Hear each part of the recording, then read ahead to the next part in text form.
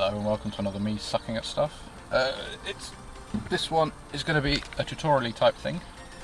Basically, I've been out and bought a new steering wheel. I kind of like the standard one, but I had a splurge moment and decided to go full lifestyler. I've bought that monstrosity. Actually, I kind of like it. It's kind of funky. I've been looking at it for a while. Bought it through Stealthy Garage. I'll put a link in the description. It's the D&D performance one. But he does some good combo deals and things on there with hubs and snap-off kits. I haven't got the snap-off kit. I bought the hub, so it's got an NRG hub adapter. Pretty much every time you fit an aftermarket steering wheel, you will need one of these. Should just like literally just on once I've got everything out of the way.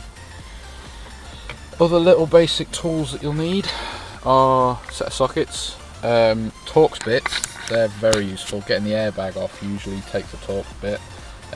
Thankfully mine's a standard torx bit, so I've got it somewhere. I'll put it down. There it is. So in this case it's I said it was an S2 30. I don't really know what that means, but that's the kind that you need for this. Previous cars I've had, if you're doing this on other cars, I've had it where they have a little pin in the middle of it, so it's a male thing that goes in, but you need to hold down the centre.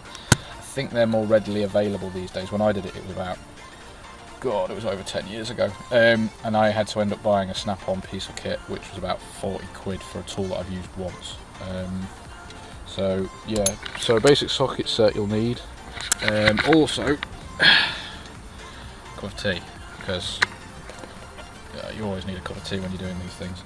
I've got pretty much, well, this is my toolbox from the weekend. We went away driving and I've got everything in there, but I shouldn't need all of that. Excuse me, cup of tea done. That's bloody hot. So yeah, steps going to take. Already unplug the battery. Got to do that, otherwise you might set off the airbag. I've taken this off before with the battery connected and not set off the airbag, but you're kind of risking it if you do that. So take the airbag off. Behind that will be probably some gubbins that I need to get out of the way. I can't remember now. I have done this once before because I planned to get this one recovered and it just never came to fruition. That's my big word for the day. Then there'll be a big nut in the middle which you've got to crack off, undo, don't fully take off. Whack the steering wheel off to get it off the splines, and then the fun bit is always getting the horn to wire up. So essentially I need to get a connection from there to touch the back of this so that there's a positive going through into here, and then that plugs onto the back of the back of the horn. I shall do my best to keep my noggin out of the way, but first thing to do on these, the two torx bit screws are there's two little, I think these had some caps on originally, but there's just two holes under here. So these don't come out fully, they just kind of undo to a point where they get stuck. I think they're held in by like some kind of little ring. You can hear it. So that's it out because it's just jumping the last thread.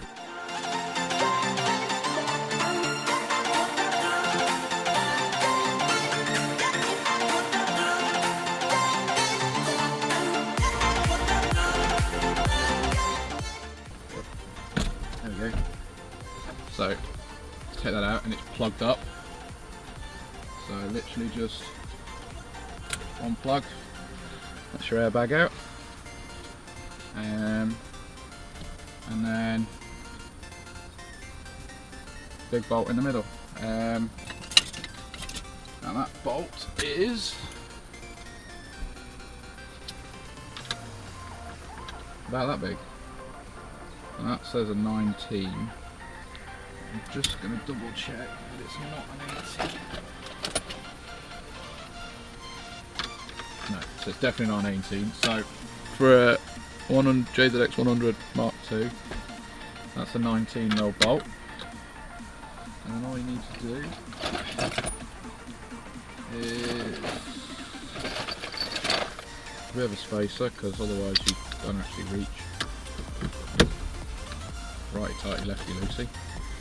Oh yeah, always make sure your steering wheel's, well, first of all get that undone. Before you ever fit any of these, get your steering straight, because otherwise you're going to end up sticking your mount on the piss. Big tip, don't fully take that off, so get it to about that so that it's a fair bit back. And the horrible bit with these is it's getting got to get this off the spline, so it's quite tight. Now, when I first did this, it was a bitch to do. I don't know what it'll be like now because I've done it once before, but hopefully.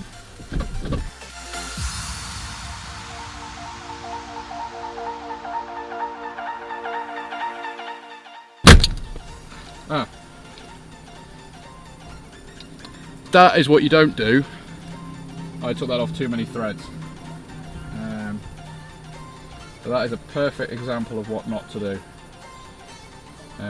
which I've just done. That's the steering wheel off. Leave it on more threads than that. I thought I'd undone it. So, next bit. What comes off next? Now, those 3 pins there are going to line up with those 3 holes. Obviously, that can't go on there at the minute, so I've never taken this off any further than this. So.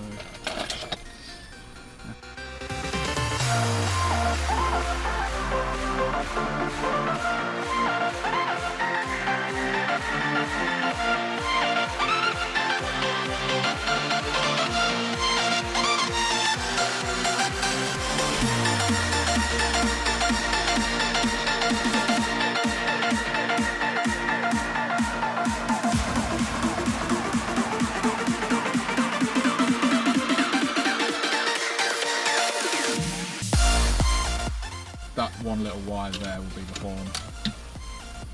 So what I need to do is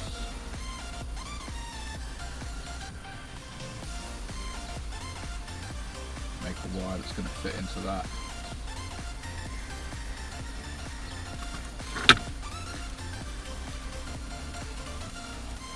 And then onto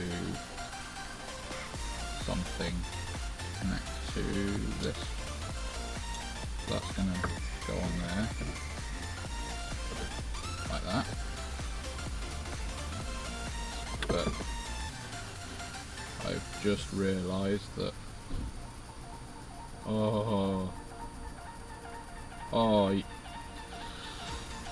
people with OCD,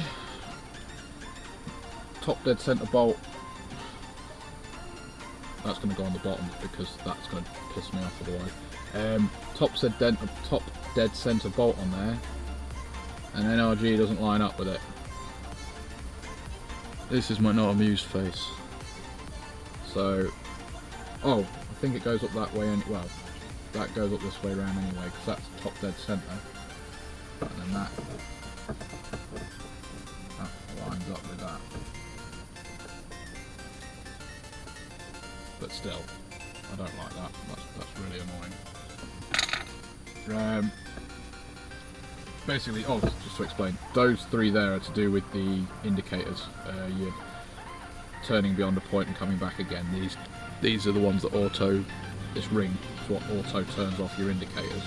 Let's see if this cowl stuff fits around properly. That's the other problem I've had before with badly designed bits of aftermarket stuff. These cowls, they're not fitting around.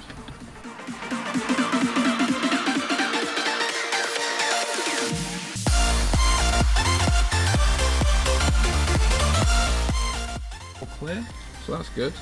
I've had to trim these back before, so the fact that it's a big horrible gap, but the fact that that's clear is good. Just as a side note, just put the resistor into the airbag plug and the warning light's gone.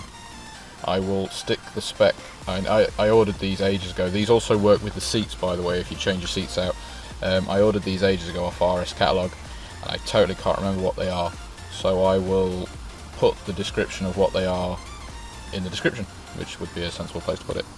So yeah, just a bit of extra info. So if you ever change your seats, or if you do the airbag thing, these resistors work to cancel your light without having to buy a really expensive kit. I think these cost me like less than £1 and arrived the next day.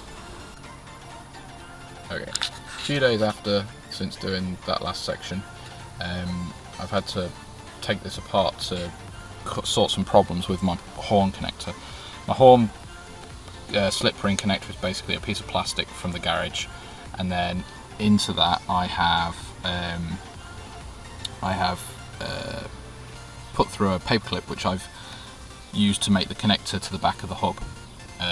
So that's bent around and twizzled and whatnot, but that's connected to a wire which then has been put into crimped into a fitting, and then I've chopped the fitting down so that it fits into the original plug. So technically, if I ever wanted to, I could go back to the standard everything without having to cut wires and resolder wires and things. So the only problem I have had is that the paper clip sprung back and started rubbing on the plastic ring, which was just noisy and horrible and yeah, really annoying. So the other problem that I've got is there isn't enough room between the bolt and the steering wheel to be able to fit the horn button. So what I've done is I've bought a 20mm spacer. It did come with some bolts, but they're not long enough. I've also ordered some 40mm long bolts. Hopefully they should be just long enough to be able to do a decent job of fitting in. I might actually need 50, but we'll see how it goes. 40 will do for now. So hopefully the next section, as if by magic, will be everything fitted together and working. So the powers of cinema. And as if by magic, I remember to do the in-boot. Yeah, spacer fitted. Bolts arrived today. They're M5 and 40mm long, and they fit perfectly, which gives enough room with the 20mm spacer to get the horn in. The only thing I did have, which was an issue, was the horn didn't work. The horn wiring worked, the button didn't. Somebody at D&D Performance Interior didn't bend a bit of metal, so they touched the pin in the middle. So I've done that myself, and I'll feed that back to the guys I bought it off so they can feed it back up the tree as well. But yeah, no, it all works. I'm going to test it again, and I've already tested it 3 or 4 times, so the neighbours are going to be really happy. So yeah, horn works, and spacer, B&G one, 20mm thick, got it off eBay, it was about 20 odd quid. And all done! I've got rid of the annoying scratch as well, which I can't really show you properly without properly driving it, and I'm not doing that now. So, hope you've enjoyed the video, and keep an eye out for the next ones. Ta.